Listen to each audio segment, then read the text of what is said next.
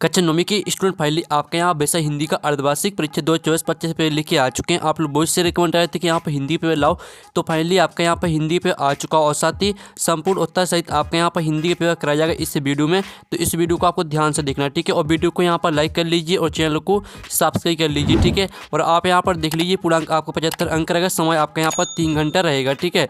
और आप यहाँ पर निर्देश पढ़ सकते हैं, सही प्रश्न अनिवार्य पे आपका दूसरा आता है, प्रत्येक प्रश्न के लिए आवंटित अंक उसके सम्मुख अंकित है, ठीक है। फिर आपका यहाँ पर तीसरा निर्देश आता है, प्रश्न क्रमांक 1 से 5 तक वस्तुनिष्ठ ठीक है 1 से 5 तक 30 वस्तुनिष्ठ प्रश्न है और प्रत्येक उप प्रश्न पर 1 अंक निर्धारित है, ठीक है। तो आप यहाँ पर निर्देश पढ़ लीजिएगा।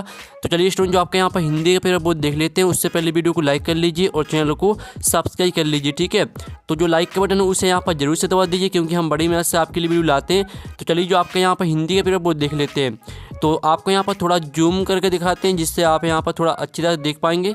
तो आप यहाँ पर देख लीजिए सही विकल्प का चयन करके लिखिए, 6 नंबर के आपके आते हैं सही विकल्प। तो पहला आता है आपका वीरगाथा काल के श्रेष्ठ महाकाव्य का नाम है। तो आपका आता पद्मावत, बा आता पृथ्वीराज रासो और सात आपका साकेत और दा आता आपका रामचरितमानस। तो जो आपके यहाँ पर दिया गया वीरगाथा काल के श्रेष्ठ महाकाव्य का नाम है, तो इसका राइट आंसर आपका बा रहेगा, ठीक है, पृथ्वीराज रासो। फिर आपके यहाँ पर आता दूसरा, तो आप यहाँ पर देख लीजिए केदी और कोकिला रचना, ठीक है, रामधारी सिंह दिनकर की और जयशंकर प्रसाद की और साथ आपको महादेवी वर्मा की और दाता माखनलाल चतुर्वेदी की। तो जो आपके यहाँ पर दिया गया केदी और कोकिला रचना है, तो इसका राइट आंसर आपका दा हो जाएगा, ठीक है, माखनलाल चतुर्वेदी की।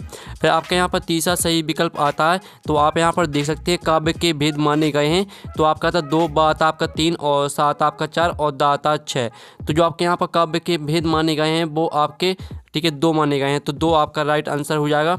और फिर आपका चौथा आता झूरी के साले का नाम था।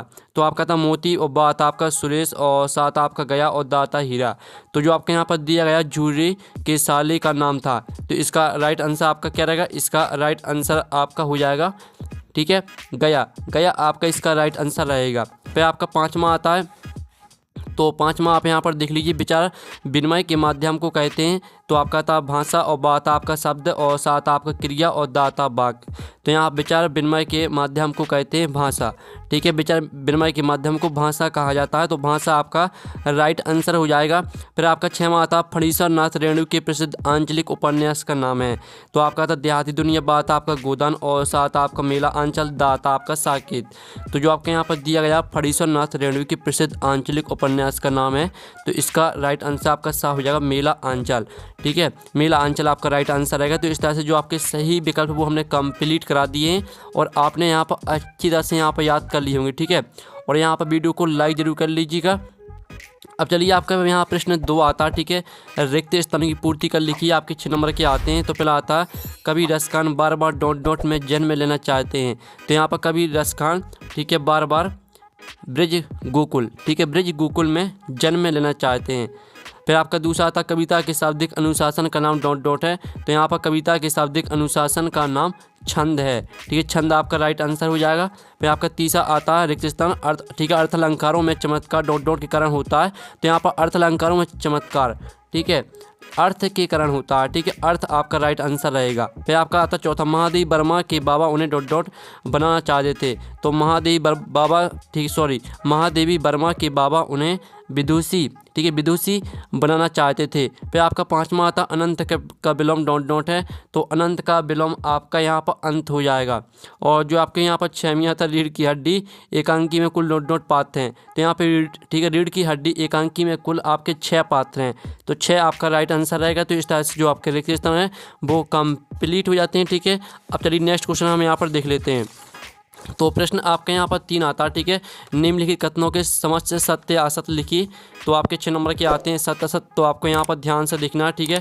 और आप यहाँ पर देख लीजिए पहला आपका जो यहाँ पर दिया गया है कबीर एक समाज सुधारक थे। तो पहला जो आपका रहेगा बिल्कुल यहाँ पर, ठीक है, सत्य रहने वाला है। पहला आपका बिल्कुल यहाँ पर सत्य रहेगा। तो आपको यहाँ पर अच्छी तरह से याद करते जाना है। फिर आपका जो यहाँ पर दूसरा आता है संचारी भावों की संख्या 35 है। तो दूसरा आपका असत्य हो जाएगा, ठीक है, जो दूसरा रहेगा वो आपका असत्य रहेगा। फिर जो आपके यहाँ पर तीसरा आता मंगोलों का मुँह लाल होता है। तो आपका यह बिल्कुल यहाँ पर सत्य हो जाएगा, ठीक है। और फिर जो आपका आता कहानी गद्य की गुण विधा में आती है। तो आपका जो यहाँ पर रहेगा वो आपका असत्य रहेगा, ठीक है, यह आपका असत्य हो जाएगा। और जो आपका आता है भूपति में ती उपसर्ग है, तो आपका यहाँ पर जो दिया गया, ठीक है, भूपति में ती उपसर्ग है, तो ये आपका असत्य रहेगा, ठीक है, असत्य आपका हो जाएगा। और जो आपका 6वां आता लेखिका मृदुला गर्ग की तीसरी नंबर की बहन का नाम चित्रा था, तो आपका यह बिल्कुल यहाँ पर सत्य रहेगा। तो इस तरह से जो आपके यहाँ पर सत्य असत्य हैं वो आपके यहाँ पर कंप्लीट हो जाते हैं, ठीक है। अब चलिए आपका नेक्स्ट क्वेश्चन देख लेते हैं, जिसमें आते हैं सही जोड़ी का मिलान कर लिखिए। 6 नंबर की आती हैं स्तंभ आवबा में दी गई सही जोड़ी। पहली आती है आपकी ललगद्द, तो इसको आपको कश्मीरी कवित्री से मैच करना है। फिर दूसरी आती है सवया, तो इसको मैच करना है आपको बाणिक छंद से। फिर तीसरी आती है आग का तत्सम, तो इसको आपको अग्नि से मैच करना है। चौथी आती है हरिशंकर परसाई, तो इसको आपको किससे मैच करना है, ठीक है, हरिशंकर परसाई को आपको मैच करना हंसते हैं रोते हैं से। और जो आपकी 5वीं आती है इंद्र का पर्यायवाची, तो आपको इंद्र का पर्यायवाची आपको यहाँ पर सुरपति से मैच करना है। और जो आपकी 6वीं आती है बागलकोट, तो बागलकोट को आपको ये कर्नाटक का छोटा कस्बा से मैच करना है। तो इस तरह से जो आपकी यहाँ पर सही जोड़ी है वो कंप्लीट हो जाती हैं, ठीक है। आपने अच्छे से यहाँ पर याद कर ली होंगी, और साथ ही इससे वीडियो को अपने दोस्तों तक शेयर कर दीजिए, जिससे वो भी हिंदी के पेपर में अच्छे अंक ला सके। अब चलिए आपका प्रश्न यहाँ पर 5 आता है, जिसमें आप यहाँ पर देख सकते हैं निम्नलिखित प्रश्नों का उत्तर एक एक वाक्य में लिखिए, आपके 6 नंबर के रहेंगे। तो पहला आता है गाँव में शहरी मेहमान दामाद की तरह सज धज कर कौन आया, तो यहाँ पर ठीक है, गांव में शहरी मेहमान दामाद की तरह सज धज कर, ठीक है, बादल आए थे, तो बादल आपका राइट आंसर हो जाएगा इसका। फिर जो आपका आता है, ठीक है, दूसरा प्रबंध काव्य के भेदों के नाम लिखिए। तो प्रबंध काव्य के आपके 2 भेद होते हैं, ठीक है, महाकाव्य और आपके यहाँ पर खंड काव्य, ठीक है, आप यहाँ पर याद कर लीजिए। प्रबंध काव्य के जो भेद होते हैं वो 2 होते हैं, महाकाव्य और खंड काव्य, ठीक है, तो आपको यहाँ पर अच्छे से याद कर लेना है। अब चलिए आपके यहाँ पर तीसरा आता है श्यामचरण दुबे ने किस विश्वविद्यालय से पीएचडी की उपाधि प्राप्त की थी, तो यहाँ पर श्यामचरण दुबे ने, ठीक है, नागपुर विश्वविद्यालय से यहाँ पर पीएचडी की उपाधि प्राप्त की थी। सॉरी, आपके यहाँ पर नागपुर राइट आंसर रहेगा, ठीक है, नागपुर विश्वविद्यालय। तो आपको यहाँ पर अच्छे से याद कर लेना, ठीक है, आप यहाँ पर देख लीजिए नागपुर विश्वविद्यालय आपका राइट आंसर रहेगा। अब चलिए आपका आता है चौथा रचना के आधार पर वाक्य के कितने भेद होते हैं, तो यहाँ पर रचना के आधार पर वाक्य के, ठीक है, 3 भेद होते हैं, तो 3 आपका राइट आंसर रहेगा। फिर जो आपका 5वां आता है लेखिका मृदुला गर्ग की परदादी ने मंदिर में जाकर क्या मन्नत मांगी थी, तो इसका आंसर रहेगा यहाँ पर लड़की पैदा करने की, ठीक है, आपका यहाँ पर आंसर रहेगा।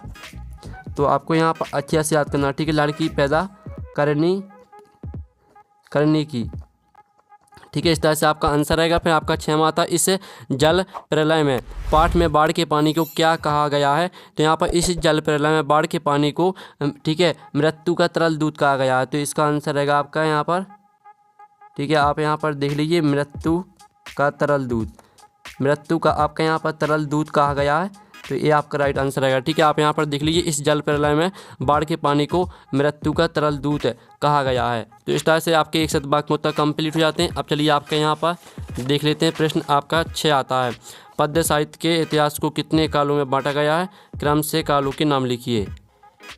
तो स्टूडेंट आप यहाँ पर देख लीजिए प्रश्न 6 में का आंसर रहेगा वो आपका यहाँ पर हो जाएगा, ठीक है, हिंदी साहित्य के इतिहास को मुख्यतः 4 कालों में विभाजित किया गया है, ठीक है, आदिकाल, इसे वीरगता काल भी कहा जाता है। फिर आपका दूसरा का भक्ति काल, ठीक है, इस काल में भक्ति भावना का प्रचलन हुआ। फिर आपका तीसरा का रीतिकाल, इस काल में संघर्ष को प्रमुखता मिली। और चौथा रहेगा आपका आधुनिक काल, ठीक है, इस काल में साहित्य में कई नई विधाओं का विकास हुआ। ये आपका 6 का आंसर हो जाता है। और ठीक है, जो आपके यहाँ पर 6 का अथवा दिया गया वो आप यहाँ पर देख लीजिए, नई कविता की 2 कवियों के नाम एवं उनकी एक रचना का नाम लिखिए। तो इसका जो आंसर है वो आपको खुद करना है, क्योंकि हम आपको दोनों क्वेश्चन में से, ठीक है, एक का आंसर कराएंगे और साथ ही अगर आप हमें यहाँ पर दोनों क्वेश्चन का आंसर कराएंगे तो वीडियो काफ़ी लॉन्ग हो जाता है, इसलिए हम आपको दोनों में से एक क्वेश्चन का आंसर कराएंगे, ठीक है। फिर आपका 7वां आता है सुमतानंद पंत अथवा माखनलाल चतुर्वेदी की भाव सौंदर्य की आपको 2 विशेषताएं लिखनी है।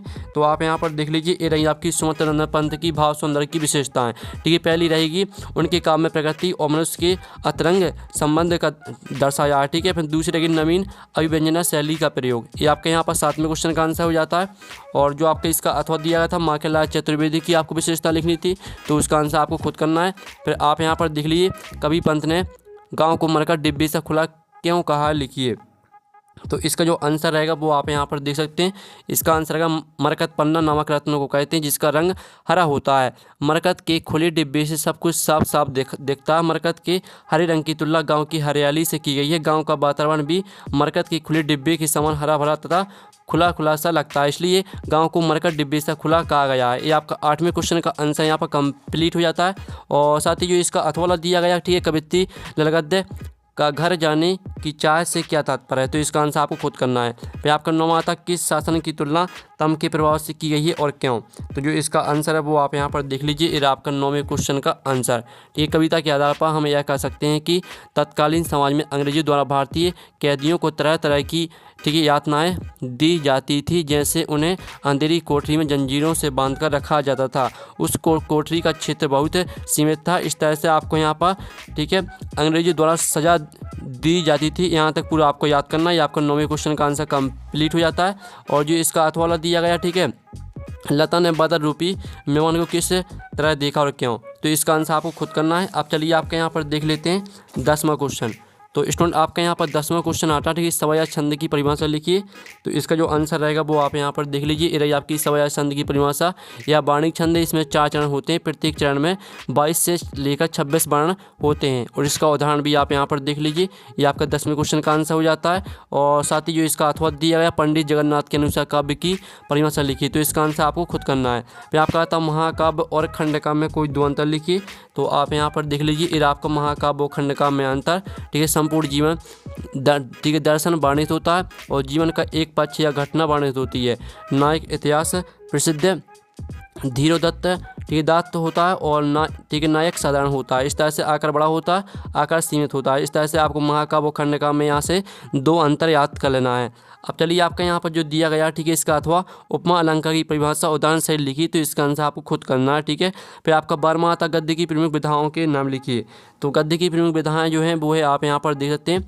गद्य की प्रमुख विधाओं के नाम नाटक हो जाएगा, एकांकी, उपन्यास, कहानी, निबंध, आलोचना। ठीक है, ये आपकी गद्य की प्रमुख विधाएं हो जाती हैं।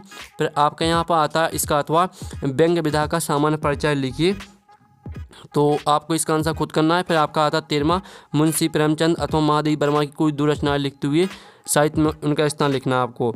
तो जो आपका यहाँ पर दिया गया, ठीक है, मुंशी प्रेमचंद, तो इनकी जो 2 रचना है वो हम यहाँ पर देख लेते हैं। तो आप यहाँ पर देखते हैं मुंशी प्रेमचंद की जो आपकी 2 रचना रहेंगी वो आपकी गोदान हो जाएगी, कर्मभूमि, ठीक है, और यहाँ पर पूस की रात, और साथ ही आपकी यहाँ पर कफन दी गई है। ठीक है, तो यहाँ से 4 रचना यहाँ पर दी गई, तो 2 रचना आपको याद कर लेनी है। भाषा और शैली आपको याद नहीं करनी है क्योंकि वो आपका क्वेश्चन में नहीं बोल रहा है। क्वेश्चन में आपके यहाँ पर 2 रचना और साहित्य में स्थान पूछ रहा है, तो ये साहित्य में स्थान दिया गया है। ठीक है, तो साहित्य में स्थान को भी आपको याद कर लेना है। अब चलिए आपके यहाँ पर आता है किन घटनाओं से पता चलता है कि हीरा और मोती में गहरी दोस्ती थी, 2 बैलों की कथा पाठ के आधार पर लिखिए। ठीक है, तो इसका जो आंसर रहेगा वो आप यहाँ पर देख लीजिए। आपका यहाँ पर 14वें क्वेश्चन का आंसर है, तो पूरी का आप यहाँ पर स्क्रीनशॉट ले सकते हैं। अब चलिए नेक्स्ट क्वेश्चन देख लेते हैं। तो नेक्स्ट क्वेश्चन इसका अथवा वाला आता है लेखक राहुल, ठीक है, आप यहाँ पर दिल्ली संकृत्यान ने डाकुओं से बचने के लिए कौन सा साधन अपनाया। फिर आपका आता है यहाँ पर 15वां क्वेश्चन सालिम अली पक्षी प्रेमी कैसे बने लिखिए। तो जो इसका आंसर है वो हम यहाँ पर देख लेते हैं। तो इसका आंसर आप यहाँ पर अपने बचपन के दिनों में सालिम अली ने अपनी, ठीक है, एयरगन से एक नीले कंठ वाली गोरैया नामक चिड़िया को घायल कर जमीन पर गिरा लिया था। ठीक है, घायल गोरैया की दयनीय दशा देखकर उनको बहुत दुख हुआ और कभी ऐसा ना करने का निश्चय किया। ठीक है, इस तरह से आपको यहाँ पर उन्हें पक्षी प्रेमी बना दिया। यहाँ तक पूरे याद करना है। तो इस तरह से आपका 15वें क्वेश्चन का आंसर हो जाता है। इसका अथवा भी ये देख लीजिए। फिर आपका 16वां आता है निम्नलिखित मुहावरों का अर्थ लिखते हुए वाक्य प्रयोग करना है आपको। तो जो आपका यहाँ पर दिया है फूले ना समाना, तो इसका जो अर्थ रहेगा वो रहेगा आपका अत्यधिक खुश होना। ठीक है, और जो आपका यहाँ पर दिया ईद का चांद होना, तो यानी बहुत दिनों बाद दिखाई देना। ठीक है, तो इनका हमने आपको अर्थ तो बता दिया है और वाक्य का प्रयोग आपको खुद कर लेना है। ठीक है, तो आप यहाँ पर जैसे दिया गया फूले न समाना, ठीक है, तो यहाँ पर मोहन ने, ठीक है, एक साथ बहुत पैसे देखकर बहुत खुश हुआ। ठीक है, इस तरह से आप लिख सकते हैं। नहीं तो आप यहाँ पर, ठीक है, यहाँ पर कुछ भी लिख सकते हैं। ठीक है, अपने मन से आपको लिखना है। और जो आपके यहाँ पर दिया ईद का चांद होना, ठीक है, यानी बहुत दिनों बाद दिखाई देना, तो आप यहाँ पर कुछ भी इसमें लिख सकते हैं। जैसे कि सोहन ने मोहन को, ठीक है, 1 साल बाद देखा, तो इस तरह से आप यहाँ पर इसका अर्थ जो वाक्य प्रयोग है वो कर सकते हैं। और इसका अथवा आता संधि की परिभाषा एवं प्रकार के नाम लिखिए। और साथ ही आप यहाँ पर देख लीजिए आपका 17वां आता बाढ़ पीड़ितों की मदद के लिए हर नाव पर क्या क्या सामग्री होना आवश्यक है। तो इसका जो आंसर रहेगा वो आपको यहाँ पर हम दिखा देते हैं। ठीक है, तो आप यहाँ पर देख लीजिए। ठीक है, इस तरह से आप यहाँ पर देख सकते हैं बाढ़ पीड़ितों की मदद हेतु हर नाव पर निम्नलिखित आवश्यक वस्तुओं का ठीक है उपलब्ध होना चाहिए। पहली या वस्तु लाइफ जैकेट, दूसरी रहेगी आपकी रेडियो या सेल फोन जैसे संचार उपकरण, तीसरी प्राथमिक चिकित्सा सामग्री और बड़ी और मजबूत रस्सी। ठीक है, और भोजन तथा पानी। इस तरह से आपका आंसर हो जाता है। ये आपका यहाँ पर 7वें क्वेश्चन का आंसर हो जाता है, जो इसका अथवा दिया फर्नीचर रत्न रेणु के मित्रों के नाम लिखिए। तो इसका आंसर आपको खुद करना है। फिर आपका आता है निम्नलिखित काव्यांश का संदर्भ प्रसंग सहित भावार्थ लिखना है। आप यहाँ पर देखते हैं हस्ती चढ़िए ज्ञान को सहज दुलीचा डारी। ठीक है, इस तरह से आपका दिया काव्यांश, इसका अथवा भी देख लीजिए। तो इनके आपको ठीक है संदर्भ प्रसंग सहित व्याख्या लिखनी है। इसका जो आंसर वो भी आपको बताया जाएगा इसी वीडियो में। आप पहले क्वेश्चन को ध्यान से देख लीजिए। फिर 19वां आता निम्नलिखित गद्यांश की संदर्भ प्रसंग सहित व्याख्या लिखिए। तो जो आपका गद्यांश वो भी हम यहाँ पर देख लेते हैं।